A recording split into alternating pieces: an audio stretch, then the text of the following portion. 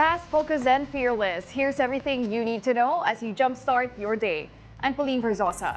Senator Amy Marcos criticized the latest version of the proposed 2025 national budget. The presidential sister said it was a miracle that the Department of Public Works and Highways got 1 trillion pesos. It was apparently bigger than the budget of the Education Department. Now, based on our laws, DepEd should always have the biggest share in the national budget. Marcos also criticized the reappearance of the funds for the Ayuda para sa Kapusang Kita o AKAP. The AKAP program will have 26 billion pesos in the latest version of the budget. President Bongbong Marcos earlier announced the postponement of signing of the budget. Meanwhile, Social Welfare Assistant Secretary Irene Dumlao assures the public that their programs, including the controversial AKAP, are free from political influence. Here's an excerpt from her interview on Storycon. What is po the policy with regard to that? Ibig sabihin ho ba, dapat hindi pwedeng mag-abot yung mga congressman at senador ng whether AKAP or AIX sa mga benepisyaryo? Tama ka dyan, Sir Ed. Sa mga guidelines ng DSWD, only DSWD personnel ang dapat mag-abot noong mga ayuda na ipinapaabot natin. Yung mga paymasters natin are DSWD personnel. Sila lamang po ang pumipirma doon sa ating mga documents, no? Yung mga financial documents. Sila lang po ang nagre-receive ng cash na i-disburse and sila rin lang po ang nagpapapirma ng payroll at sila lamang po ang nag-aabot ng tulong doon sa mga clients or beneficiaries po natin. Yes, ma'am, I understand po. Sila po yung pipirma, sila po yung nag-approve and all that. Pero po kasi we've seen time and again, and we've also seen pictures in both the mainstream newspapers and on websites published by LGUs, by even these politicians, na yung mga politiko, congressmen, senators, sila po ay nasa entablado, kasama sila sa nag-aabot. Binibigay ng DSWD sa kanila yung cheque o anuman, tapos sila magbibigay o sila nag-aabot doon sa beneficiary. Oy, Google mo lang, makikita mo, mga politiko yung kwan. Opo. And I know po, approval in the end is DSWD, pero mukhang physically, although dumadaan lang, dumadaan pa rin. Kumbaga sa college, ang tawag dyan, ASEC style bulok. Well, ito naman po lagi namin pinapaalala sa ating mga field offices na while we value and nurture our relationship with our local partners, dapat tiyakin po na informed yung mga beneficiaries natin na ang tulong po ay nanggagaling lamang sa national government. Wala pong kinalaman yung mga political actors who are present in some of the activities that we are conducting. At lagi nga rin po natin pinapaalala sa ating mga beneficiaries that it is the DSWD which is doing the validation, the distribution, and lagi rin po natin kinoconvey na there's guidelines that is being followed for the implementation of these programs.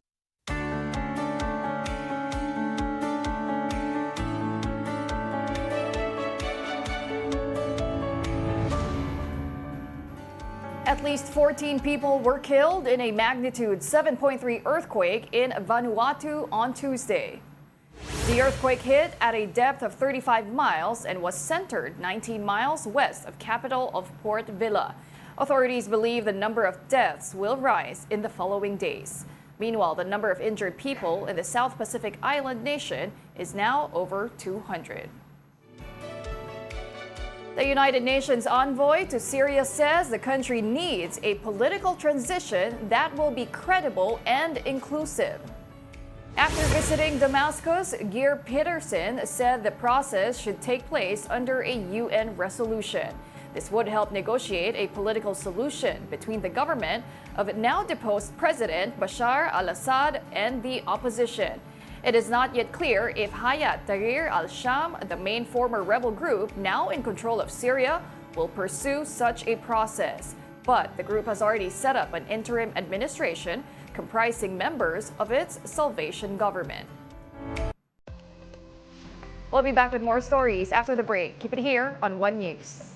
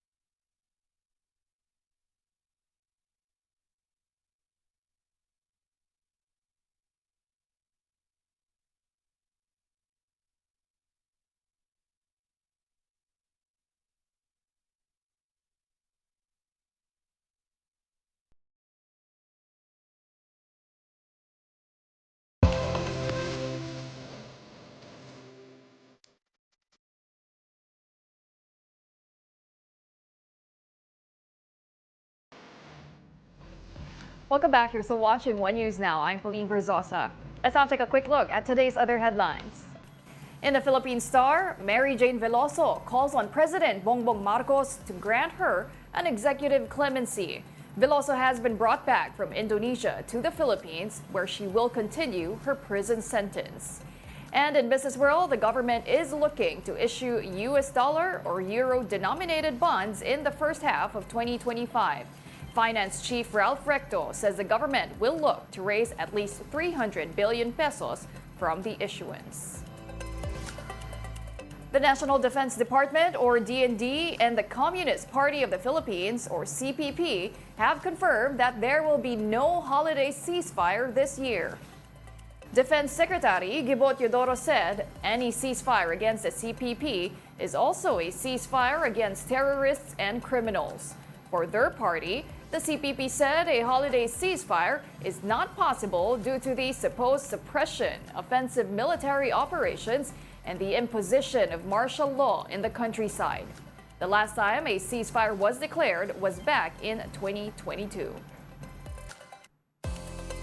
Gumawa ang dalawang university professor ng machine resuscitator na epektibo raw pero mas mura kumpara sa iba. Para bigyan ng mukha ang balita, Mobile Journal, Amy Atienza.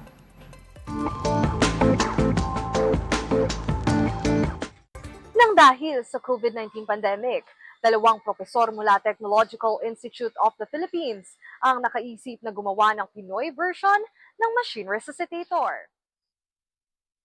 Malaking tulong sa pagbibigay ng oxygen na kinakailangan ng mga pasyente ang resuscitator. Makikita yan sa mga ambulansya at mga hospital wards lalo sa emergency room. Merong demakina at meron ding manual. Lumaki ang pangangailangan para sa resuscitator noong COVID-19 pandemic. Lalo't isa sa sintomas ng sakit na ito ay hirap sa paghinga. Kaya sina Dr. John Joel Martinez at Engineer Chris Paulo Hate gumawa ng mas mura at locally made pang machine resuscitator na makapagbibigay ng temporary breathing assistance. Ang tawag nila dito, hango sa salitang Japanese na ENMEI o extension of life. Automatic na ang device para hindi na mahihirapan ang gagamit nito. There's a parang a user interface options na they need to choose lang. The respiratory therapists will choose anong options. This is 40 breaths per minute, and itong 500 volume. And then i-execute niya, i-start niya, and then the pump, the machine will go by itself. Tiyak din daw na epektibo ito dahil sumailalim na sila sa standard checking ng Department of Science and Technology. Lahat ng certification and safety na regulations, standards na belonging dun sa product na nadaanan namin. Tumulong na rin sa kanila ang Lung Center of the Philippines para makakuha ng mga pasyente na susubok para sa produkto. Isa sa mga plano nila para sa ENMEI ay gawin itong mas compact. We're looking into like bringing it like to the bedside sa bahay. No? If we can have something like that at home. But of course, that's for the future. No? We're still going for hospital use and ambulance use. Marami pang kailangan gawin para mapabuti ang health sector ng bansa. At ang mga ganitong imbensyon, may tuturing na isang hakbang sa pagbibigay ng mas maayos na serbisyo sa mga nangangailangang pasyente. Mobile journalist Amy Atienza po, hatid ang mukha ng balita. And those are the top stories of the hour. Join us later at 9 a.m. as we continue to monitor the day's biggest stories. I'm Pauline Verzosa. We are One News.